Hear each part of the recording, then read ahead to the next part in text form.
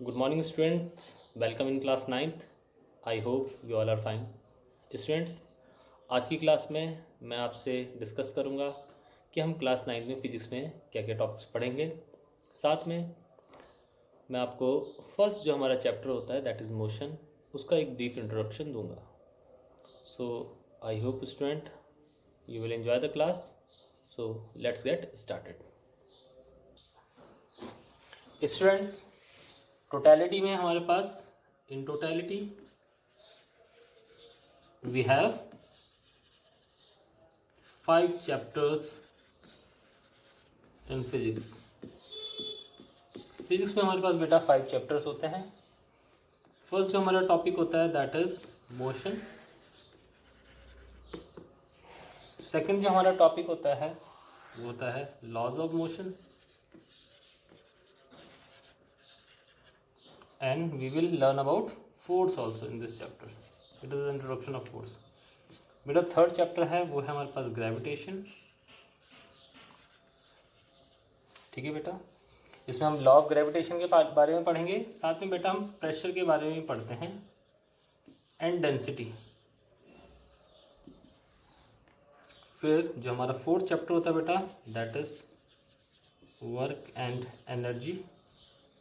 This is the fourth chapter and last chapter is sound.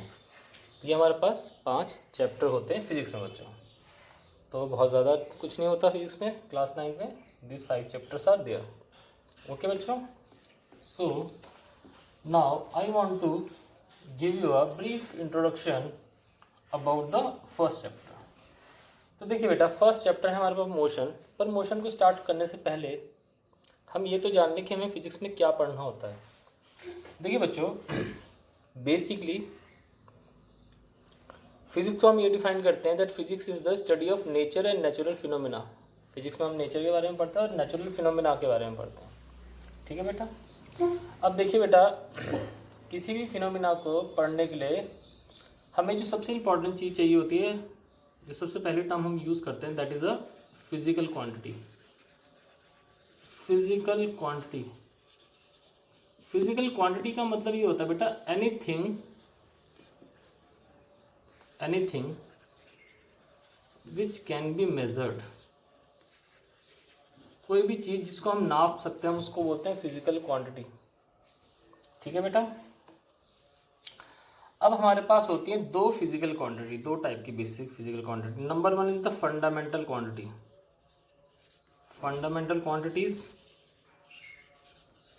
और फिर आती है हमारे पास डिराइव्ड फिजिकल क्वांटिटी। पीक्यू का मतलब मैं लिख रहा हूँ बेटा शॉर्ट में फिजिकल क्वांटिटी। बेटा फंडामेंटल क्वांटिटी का मतलब होता है वो क्वांटिटीज जो ऑलरेडी प्री डिफाइंड है। ठीक है, जिसको पूरी वर्ल्ड ने यूनानिमसली डिफाइन कर रखा है।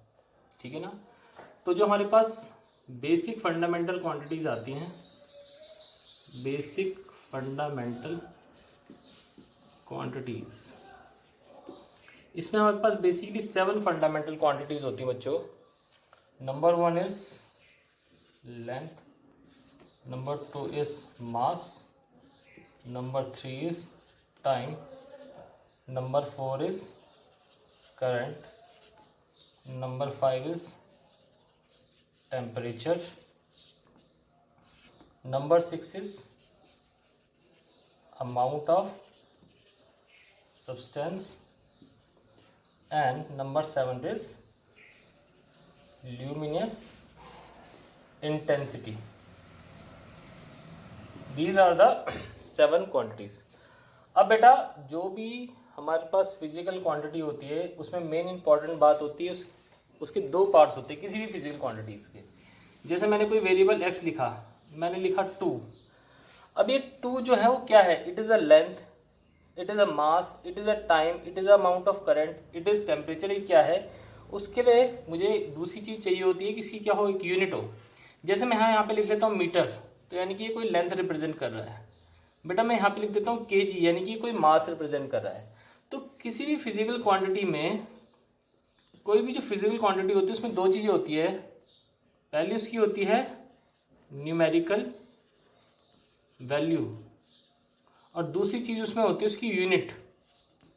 ठीक है, one is the numerical value and second is the unit. अब बेटा यूनिट अलग अलग सिस्टम में अलग अलग टाइप की हो सकती है। जैसे हमारे पास क्या होता है, एक एमकेएस सिस्टम ऑफ यूनिट होता है, एक सीजीएस सिस्टम ऑफ यूनिट होता है, एक एफपीएस होता है। एमकेएस का मतलब होता है जिसमें हम लेंथ को मीटर में लेते हैं, मास को केजी में लेते हैं और टाइम को सेकंड्स में लेते हैं। सीजीएस का मतलब होता है जिसमें हम लेंथ को सेंटीमीटर में लेंगे, मास को ग्राम्स में लेंगे और टाइम को सेकंड्स में लेंगे। एक एफपीएस होता है जिसमें हम लेंथ को फुट्स में लेते हैं, फुट FOOT फुट, हम मास को लेते हैं पाउंड्स में, POUNDS पाउंड्स, एंड टाइम को लेते हैं हम सेकंड्स में।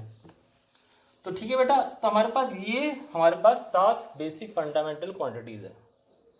ठीक है, अब बेटा जो डिराइव्ड फिजिकल क्वांटिटीज हैं वो क्वांटिटीज क्या है, वो क्वांटिटी इन फंडामेंटल क्वांटिटी के बेसिस पे हम निकालते हैं।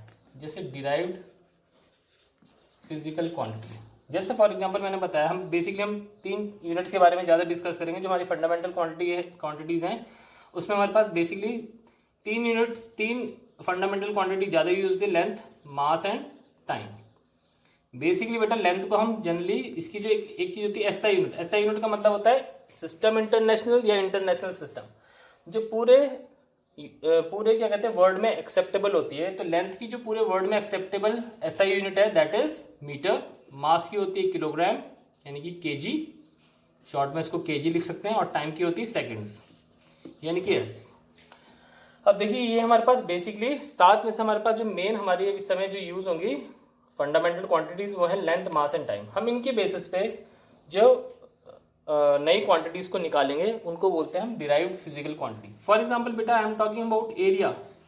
तो एरिया क्या होता है, एरिया का जो जनरल फॉर्मूला होता है बेसिकली लेंथ इनटू टाइम। अब अगर जो मैं लेंथ को मीटर में नाप रहा हूं तो ब्रेथ भी ऑब्वियसली मीटर में नापूंगा, तो इसकी यूनिट हो जाएगी metre into metre means metre का square. If I am talking about volume तो उसका फॉर्मूला होता है length into breadth into height. तो ऑब्वियसली अगर जो मैं लेंथ को मीटर में नाप रहा हूं तो ब्रेथ भी मीटर में होगी और हाइट भी किसमें होगी, मीटर में होगी। तो इसकी यूनिट हो जाएगी metre into metre means metre cube. If I am talking about बच्चों स्पीड, स्पीड का फॉर्मूला होता है डिस्टेंस अपॉन टाइम। तो डिस्टेंस को ऑब्वियसली मैं मीटर में नापूंगा, टाइम को मैं नापूंगा सेकंड में, तो इसकी यूनिट हो जाएगी मीटर पर सेकंड। ठीक है बच्चों, तो देखिए ये जो एरिया हो गया, वॉल्यूम हो गया, स्पीड हो गया, these are the derived physical quantity. और ये लेंथ, मास, टाइम ये क्या है, फंडामेंटल क्वांटिटीज। क्योंकि देखिए इनको हम डिराइव्ड फिजिकल क्वांटिटीज क्यों कह रहे हैं, एरिया को, वॉल्यूम को, स्पीड को, क्योंकि बेटा इसमें क्या हो रहा है, ये जो हम एरिया की यूनिट निकाल रहे हैं, एरिया की यूनिट किसके बेसिस पे निकल रही है, लेंथ की यूनिट के बेसिस पे निकल रही है। सिमिलरली वॉल्यूम की यूनिट भी किसके बेसिस पे निकल रही है, लेंथ की यूनिट के बेसिस पे निकल रही है। इसी तरीके से स्पीड की यूनिट भी किसके बेसिस पे निकल रही है, distance, distance is again a length, length और टाइम की यूनिट के टर्म्स में क्या निकल रही है, स्पीड की यूनिट निकल रही है। अब बेटा इसी तरीके से हमारे पास फिजिक्स में हम बहुत सारी फिजिकल क्वांटिटीज के बारे में पढ़ेंगे। जैसे मैंने आपको अभी बताया एरिया, ओके, फिर मैंने बताया आपको वॉल्यूम, एक क्वांटिटी आएगी हमारे पास डेंसिटी, ठीक है, फिर हमारे पास आती है स्पीड, फिर हमारे पास आएगा डिस्टेंस, एक क्वांटिटी आएगी हमारे पास डिस्प्लेसमेंट, फिर आएगा हमारे पास वेलोसिटी, फिर हमारे पास आएगा एक्सेलरेशन, इसी तरीके से हमारे पास आएगा फोर्स, फिर हमारे पास आएगा प्रेशर, फिर हमारे पास आएगा वर्क, ठीक है ना। तो इसी तरीके से हमारे पास बहुत सारी फिजिकल क्वांटिटीज आएंगी। अब बेटा हम क्या करते हैं, हमारे पास कई सारी फिजिकल क्वांटिटी होती है, तो फिर हम फर्दर फिजिकल क्वांटिटीज को, जो भी हमारे पास कई सारी फिजिकल क्वांटिटीज होती है, हम उनको 2 पार्ट्स में डिवाइड करते हैं। टाइप्स ऑफ फिजिकल क्वांटिटी लिख सकता हूं मैं। पहली फिजिकल क्वांटिटी आती है स्केलर क्वांटिटीज, और अगली टाइप की फिजिकल क्वांटिटी होती है उनको हम बोलते हैं वेक्टर क्वांटिटीज। स्केलर क्वांटिटीज का मतलब होता है उसमें बेटा हम सिंपली किसी भी क्वांटिटी के मैग्नीट्यूड के बारे में एक्सप्रेस करते हैं। मैग्नीट्यूड का मतलब उसकी न्यूमेरिकल वैल्यू। जैसे फॉर एग्जांपल मैं वेजिटेबल्स ले रहा हूँ, तो मैं क्या कहूँगा, मैं मान लीजिए पोटैटोज खरीद रहा हूँ, तो मैं सिंपली पोटैटोज के लिए कहूँगा shopkeeper say that I want 2 kg of potatoes. मैं उसमें क्या करूँगा, उसको एक स्पेसिफिक क्वांटिटी एक्सप्रेस कर दूंगा, 2 kg या 3 kg। सपोज मुझे 3 kg चाहिए तो मैं बोलूँगा आई वांट 3 kg पोटैटोज। मुझे 5 kg चाहिए तो मैं 5 kg एक्सप्रेस कर दूंगा, ठीक है ना। तो जिस फिजिकल क्वांटिटी में हम क्या करेंगे, एक न्यूमेरिकल वैल्यू एक्सप्रेस करेंगे और एक साथ में ऑब्वियसली यूनिट तो एक्सप्रेस करनी ही होगी, तो उस चीज़ को बोलेंगे हम स्केलर क्वांटिटी, ठीक है ना, जिसमें सिर्फ क्या होगी, एक न्यूमेरिकल वैल्यू होगी। मीन्स उसमें सिर्फ मैग्नीट्यूड होगा। मैग्नीट्यूड का मतलब ही होता है कि उसकी न्यूमेरिकल वैल्यू कितनी है। दूसरी बात आती है वेक्टर क्वांटिटी। बेटा वेक्टर क्वांटिटीज वो क्वांटिटीज होती है, वो फिजिकल क्वांटिटीज होती है बेटा, जिसमें मैग्नीट्यूड के साथ साथ क्या होता है, डायरेक्शन भी होती है। जैसे फॉर एग्जांपल मैं सपोज घंटाघर पे हूँ, क्लॉक टावर पे हूँ देहरादून में, मैं क्लॉक टावर से किसी को सपोज स्कूल का एड्रेस देता हूँ, हिमज्योति का एड्रेस देता हूँ, तो मैं बोलूँगा उसको कि that suppose Himjyoti is 10 kilometre from the clock tower and it is towards north east.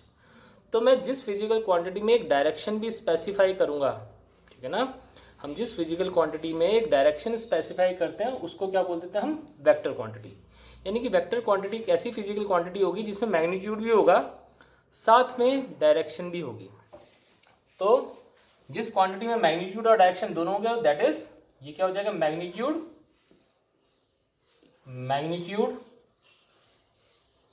Plus direction.